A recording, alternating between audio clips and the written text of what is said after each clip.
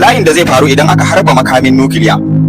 Malam ya ce saboda sanin mugun hadarin makamin nukiliya ne yasa manyan kasashen duniya suke rikicewa idan suka ji labarin wata ƙasa tana ƙoƙarin mallakarsa, saboda lamarin ba na wasa bane, in ji marubuci. Ya ƙara da cewa sannan mafi yawancinmu kawai muna jin sunan nukiliya ne, amma ba lalle bane idan mun san irin hatsarinsa. Ya ce bari ka ji dalilin da yasa malam Bahaushe ya kira shi da suna makamin kare dangi, in ji malam.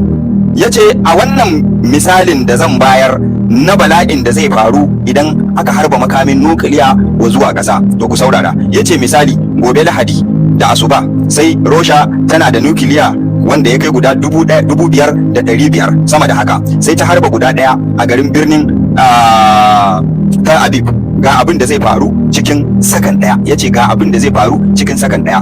Ya ce nan take duk wanda ya kalli ya ce nan take nukiliya bomb din zai haskaka sararin samaniya fiye da hasken rana. Nan take nukiliya bomb din yana fadawa zai haskaka sararin samaniya fiye da hasken rana. Ya subhanallah. Ya ce a nan take duk wanda ya kalli wannan hasken nukiliya din zai makance, zai zama makaho a cikin sakan ɗaya fa. Ya ce surface temperature na wajen gari din, temperature na gari din zai haura sama da digiri 10,000 Celsius, digiri 10,000. Ya ce kamar misalin zafin ranar da ake yi a Sokoto ko kuma Maiduguri baya wuce digiri Celsius 46. Ka duba fa duk tsananin zafin ranar da ake mana baya wuce digiri Celsius 46. Mala ya ce to ka kwatanta shi da 10,000 me zai iya faruwa. Ya ce kusan duk wani abu mai rai zai mutu ne a nan take, lamarin da zai kashe mutane sama da miliyan 1 a nan take cikin sakan kenan. Duwatsu, karafuna, bishiyoyi, gine-gine, ya ce duk za su fara farfashewa, za su fara tafarfasa, za su fara tafarfasa. Duk wani gini ko ya kai komin tsayinsa, ya ce nan take zai rushe. Ya ce wannan fa a cikin sakan ɗaya kenan abin da zai iya faruwa. Ya ce bari mu ci gaba, a cikin minti ɗaya kuma ga abin da zai iya faruwa. Ya ce duk wani flammable, ma'ana duk wani abu ko kuma duk wani abu da zai iya kamawa da wuta idan an kawo shi kusa da wuta, abun kamar oil gas station, chemicals da sauransu za su kama da wuta a nan take. Ya ce sannan su ma ababen hawa da gidaje da komai za su kama da wuta. Ya subhanallah.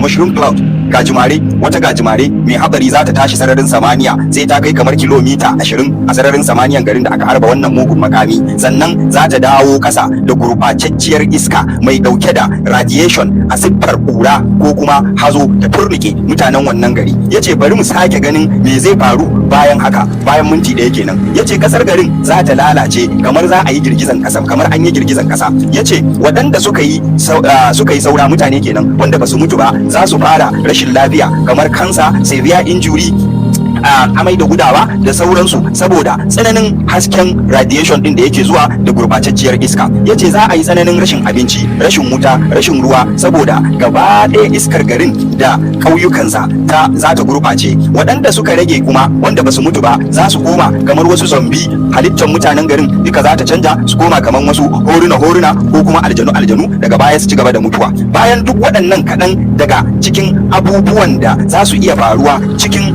awa 24 idan aka harba makamin nukiliya wa wata ƙasa ko kuma wani gari. Daga nan kuma mutane da dama ba za su ƙara haihuwa ba saboda cututtuka da gurɓacewar DNA ko kuma ƙwayar halittar jikinsu. Wasu ma ko wata ɗaya ba za su ƙara yi ba, za su mutu. Gaba ɗaya birnin zai tashi a aiki, ba zai zauna ba, ba za a sha ruwan wajen garin ba, ruwan garin ma ba zai shayu ba, ba za a iya noma a garin ba. Sannan iskar da take kadawa a wajen zuwan garin, wasu wurare su ma iskar garin da take kadawa zuwa makotan garin su ma za su kamu da wannan masifar, su ma abin zai shafe su. Wannan lamari zai ci gaba da wakana, wannan masifar kenan inda aka harba makamin nukiliya har na tsawon watakila ma zai iya kaiwa shekara 50 zuwa 70 kafin garin ya dawo normal. Ya subhanallah. Climate change activities sai dai ku yi hakuri saboda an riga da an cutar da ku. Inna lillahi wa inna ilaihi raji'un. Wannan tashin duniya ne jama'a.